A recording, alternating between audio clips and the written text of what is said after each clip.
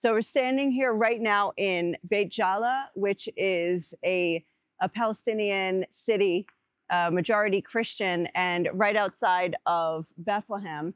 And Jerusalem is just right over there. And it's in the territory that is both under Palestinian and Israeli rule. If Israel was serious about preserving the Christian minority here in the Holy Land, then why is a Christian family getting kicked off of what they say is their land right here, and Israeli settlers are coming and taking over the land with protection of the Israeli army? Amira Musallam, thank you for being here. But I mean, well, this is your land. Thank you for hosting me. But can you explain what happened? Can you take us back to 2019? What happened here? Yes.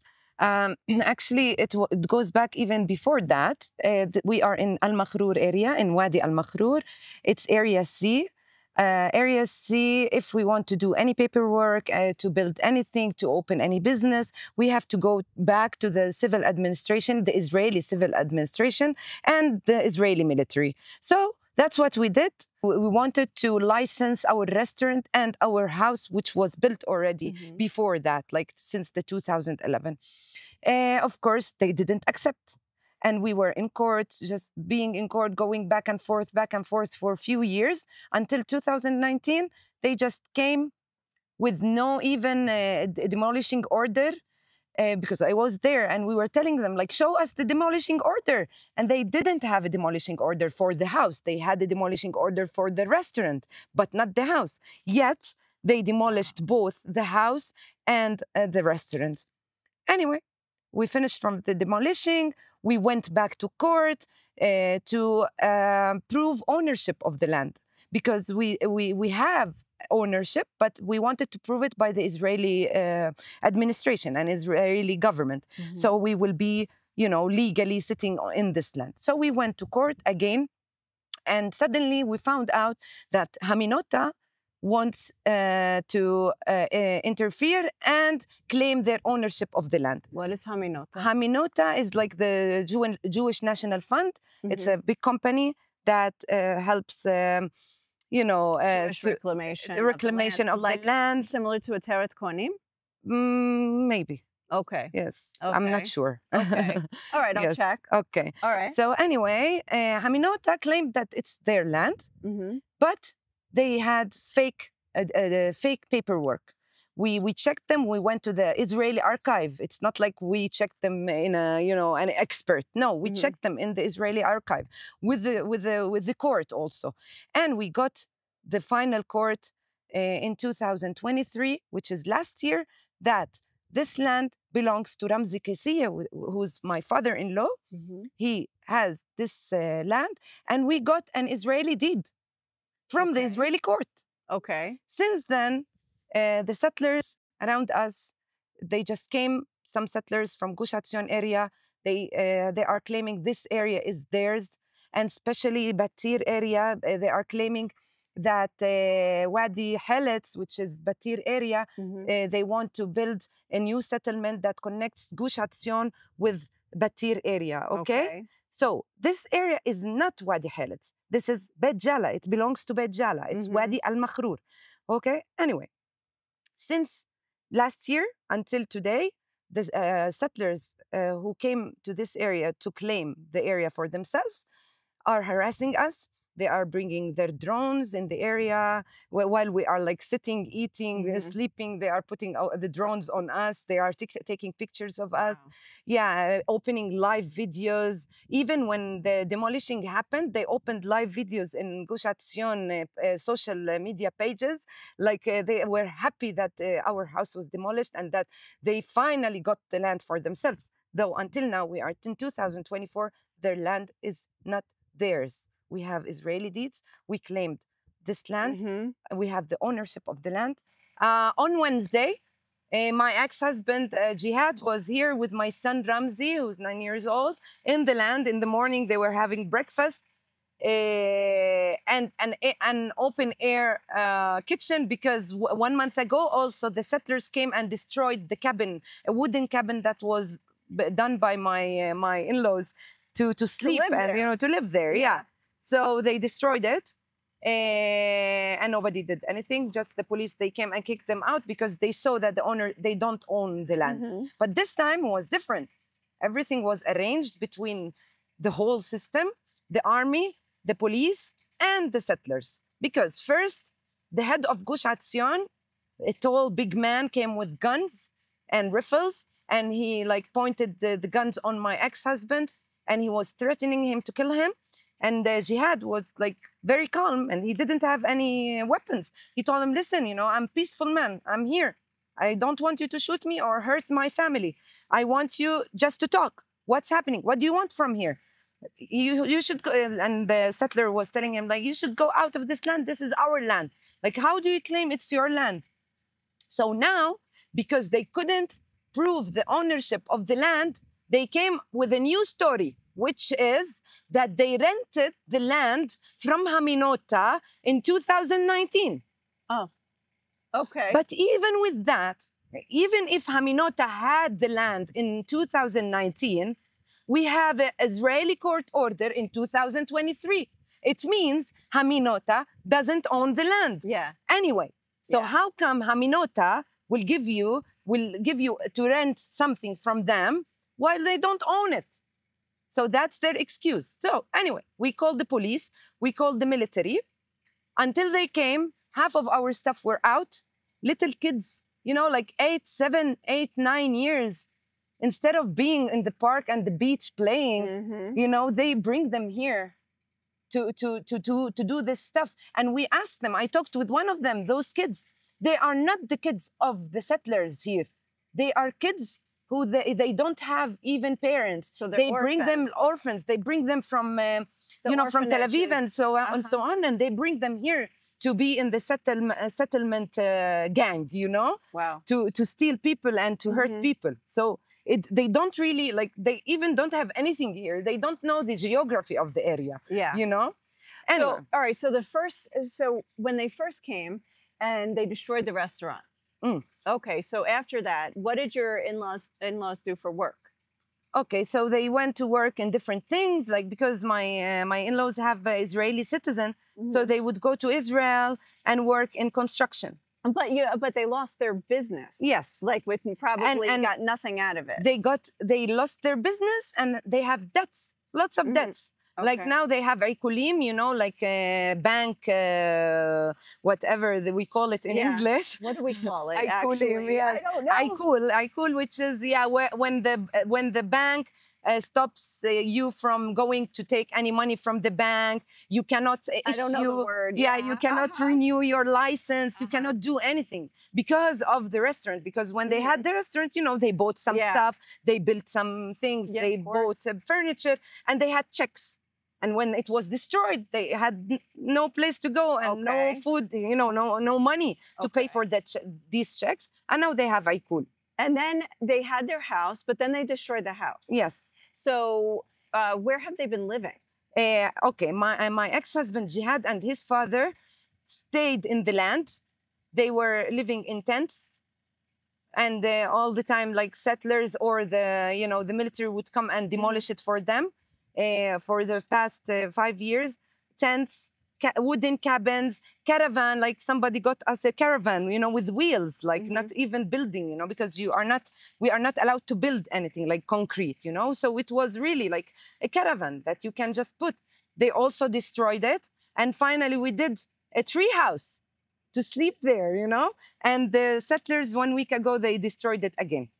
Usually, you know, a lot of people just tell you overseas, like, they think it's religious war and stuff. But as a Christian, you're here experiencing this. It's not usual. It is usual. It is? Because this war and this conflict, I don't like to call it a conflict because it's not equal conflict. It's unequal. Like Palestinians don't have even big bulldozers and big tanks and big, you know, arms and so on. It's not a conflict, equal conflict. It's a big state, Israeli state, with all the funding from all around the world, fighting us under the name of religion. But it's not, because they are fighting me as a Palestinian. If you go back to 2000, my house in Beit Jala, in Area A, which is Palestinian Authority area, was bombed by the Apache, Israeli Apache. And we were almost killed, me and my family, in that house. Oh my God. And we had to escape and we had to flee. And then we had to be away, evacuate our house for 4 months. And we were staying at people's houses. So it's not a religious war.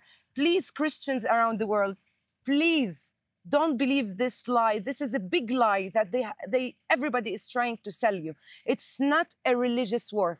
It's war to take more land. It's more land, taking more land. Why do you think the wall is built? Because of security? Sorry, no. Because since they built the wall, so many incidents and attacks happened from Palestinians to Israelis in Israel. So the wall doesn't protect. The wall is just taking more land. It's about the land and taking more land. The protests that have been here is not Palestinians. It's Palestinians plus many Israelis. It's mostly Israelis. Yes. Even Knesset members. Yes. Okay, so you've got this solidarity. How do you explain that to people, that there are Israelis supporting you, Palestinians, for your land? Because lots of people don't want to see injustice in this land. Lots of people want to live in just peace in this land, including Israelis, Jews, Christians, Muslims, and non-religious, of course, and also Palestinians, Christians and Muslims and non-religious. Mm-hmm. People of this land are tired from all this blood and this circle of violence. We are tired because it will never end. If today I come and kill you, tomorrow you come and kill me, to the day after I come and kill you, and revenge and revenge and revenge and revenge. We are fed up. We just want to live in just peace with our neighbors. I remember when I was a little kid, before the building of the wall, we used to go to Gilo. Though it's a settlement, okay? So it was built in 1967, but I don't care. We used to go in the park there. I used to have Jewish friends playing in the park. But then since the 2000 and the apartheid wall was built, we were not able to go anymore to our friends. Mm-hmm. And those people became my enemy because they bombed my house. Mm-hmm. But then again, I had an Israeli Jewish activist from Women in Black from London. She came and she made a human shield, protective presence in my house in 2000 when I was 12 years old. And that's when I believed, and I became a peace activist, because I believe that there are people who want to live in just peace and don't want this circle of violence to continue and this circle of hatred and blood to continue. I don't care about politicians. I don't care about those on chairs. I don't care about those holding guns and rifles. I care about peace. And just peace. The same as you are treated as Israelis, Jews, I want to be treated as a Palestinian living on this holy land. And as a Christian also. Mm-hmm. And as a Muslim. You know, we just want to live in peace. I just want to go with you, cross without a checkpoint, and go to Jerusalem and pray. You know, we live about 3 miles from each exactly, other, like, and you can't get to my house. No, I need an issuer, which is a permit, Israeli permit, that allows me or not to cross to just few meters just from right here. There. Like just right here. Right there. And also, I'm American citizen. I'm American Palestinian. I have lived all my life here in Palestine. I have visited the States once in 2011, but yes, and still, I don't have the right, like you Americans, who can come to visit the Holy Land. You can come to Haifa, to visit Akko, to go to Jerusalem, and go around and drive a car in Israel. Even you can apply to jobs in Israel and stay and get married to a Jewish man without any problem. And me, as a Palestinian, American Palestinian, I can do the same like you. This is injustice. That's the word, injustice. And what we are calling the people of this land, I know, and I'm sure, like those activists who come every day from all over Israel to stand by us, those are Jews, those are Israelis who once also served in the military and saw that this is injustice, what's happening in the IDF also. They come here and they risk their bodies to protect us and to defend our land with us. I am sure that all of them, if they now come and you ask them, they all want to live in peace, in just peace with all of us. They like hummus. They like shawarma. They like, you know, we like to go to Israel and try their food. But this war and this what is happening. And it didn't start since the 7th of October, like the media is talking. No, it started long way ago. We were living in peace with Jews, Muslims, and Christians. You can go to many neighborhoods in Jerusalem and in Bethlehem and here and there, and you can find lots of remaining houses for like those three religions. After the 1948, we were just expelled as Arabs from our houses, and our houses were given to those who come from Russia and from I don't know where. Even if you go and ask a Palestinian Jewish who lived in this land before 1948, he will tell you how we were living. We were living in peace. We would go visit each other. We would celebrate events and Jewish holidays, Christian holidays together, and the Muslim holidays. We were just living in peace. So what should happen here? What is the outcome you're looking for? I'm just looking for one thing, to leave us alone. If they have, and that's what we did today in the protest, we said, we are telling those settlers and Haminota, if you have one proof that this is your land, me, here I am, Amira from Beit Jala. My in-laws are the Kisiya family. I'm telling you on their behalf that we will leave immediately from the land. If Haminota has one, not fake, correct paper from the Israeli civil administration, I'm willing to leave this land. But until then, I will be coming to this street, demonstrating and asking for my right to go back to my land. Mm-hmm. That's where my son Ramzi was born. He was born here. He played. He ate from its grapes, from its fruits, from its lemon. We had barbecue parties. We did his shower. His baby shower was there, you know, in the house that was demolished. I have so many memories in this land. That's why I come here, even if I'm divorced from my ex-husband. But I'm coming here because the land is very important. It's our dignity. It's our honor. And it's our memories. And my son's memory, you know, before I come here, he told me, Mom, go tonight while they are sleeping and kick them out. I want to go back to the land. I want to take my tractor on, you know? Mm-hmm. Like, come on. My son is waiting me to take out those settlers who don't have any right to be there. And he's waiting me to bring him back and go inside and make barbecue tonight. But tell me something, do you have any legal recourse? Like, do you have, I mean, you said you have a court order, Israeli court yes. order, but can you take it to the Supreme Court? No, not anymore, because we had a Supreme Court. That was the last court that mm-hmm. we had. We were in the Supreme Court. We don't want to go anymore to the Supreme Court because mm-hmm. we won the case. Now, in the case of Smotrich and Ben Gvir in the government, mm-hmm. honestly, if we go back, I'm sure they'll play and fake papers and they will take the land under their, authority because now they can do it. Before so they couldn't. How are you going to fight this then? That's what we will be coming every day in non-violent resistance. We will be standing here, showing to the world that we are here and we have the right to be here until they get bored and leave. It's a long shot. It's a long shot. I don't care. Mm-hmm. That's what we are left with, mm-hmm. our land. They took everything from us. At least my land, I will not let them take it. They took our freedom of movement, of praying, of doing everything, of even breathing. I will not let them take my land. Okay, Amira Musallam, thank you so much for sharing. And I just pray for a just outcome for you. Inshallah. Thank you very much. Thank you. Sure.